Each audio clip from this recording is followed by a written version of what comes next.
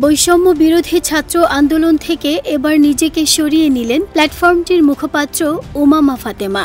গত ২৭ জুন দিবাগত রাতে নিজের ভেরিফাইড ফেসবুক আইডিতে দেয়া এক দীর্ঘ পোস্টে এ ঘোষণা দেন তিনি। নিজের দীর্ঘ পোস্টে ফাতেমা জানান, গণ অভ্যুত্থানের পরবর্তী সময়ে প্রতারিত হয়েছেন তিনি। সেই সঙ্গে ছাত্রদের পড়ার টেবিলে ফেরারও আহ্বান জানান ফাতেমা। বৈষম্য বিরোধী ছাত্র আন্দোলন প্ল্যাটফর্ম ছাত্রদের সঙ্গে ছলনা করেছে জানিয়ে নিজের দীর্ঘ পোস্টে ফাতেমা বলেন, আমি অত্যন্ত অশান্তিতে আছি।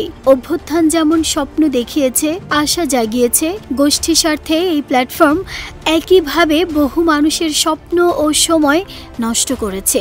আমি অভ্যুত্থানের স্বপ্নকে রক্ষার জন্য এই প্ল্যাটফর্মে গিয়েছিলাম। প্ল্যাটফর্মে যাওয়ার আগে আমাকে প্রতিশ্রুতি দেওয়া হয়েছিল আমি স্বাধীনভাবে কাজ করতে পারবো, কিন্তু প্ল্যাটফর্মের মুখপাত্র হিসেবে যাওয়ার পরেই টের পাই সংস্কার, জুলাই, শহীদ, আহত এসব এখন শুধু মুখের বুলি মাত্র।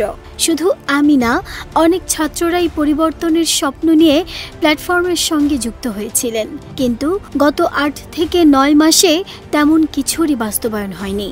সবার সঙ্গে শুধু ছলনাই হয়েছে। ছাত্রদের পড়ার টেবিলে মনোযোগ দেওয়ার আহ্বান জানিয়ে ফাতেমা বলেন, যারা আমাকে কষ্ট দিয়েছে, আমার সঙ্গে নোংরামি করেছে এতগুলো মাস, অভ্যুত্থানকে বাজার দরে কেনাবেচা করেছে, তাদের আমি কখনোই ক্ষমা করব না। আমি রুহের ভেতর থেকে বদদোয়া দিচ্ছি এই মুনাফিকদের। রাজনৈতিকভাবে চাইলে অনেক সুবিধা আমি নিতে পারতাম, কিন্তু পারি নাই, আসে নাই ভেতর থেকে। গণ অভ্যুত্থানে অনেক বেশি মানুষ মারা গেছে, এতগুলো সন্তান এতিম হয়েছে, মেয়েরা বিধবা হয়েছে, বাবা মা সন্তান হারা হয়েছে। আমি পারি নাই এসবকে পলিটিক্যালি ক্যাশ করতে। আমি গত ৮ থেকে ৯ মাস ঝেড়ে ফেলে সামনে আগাতে চাই।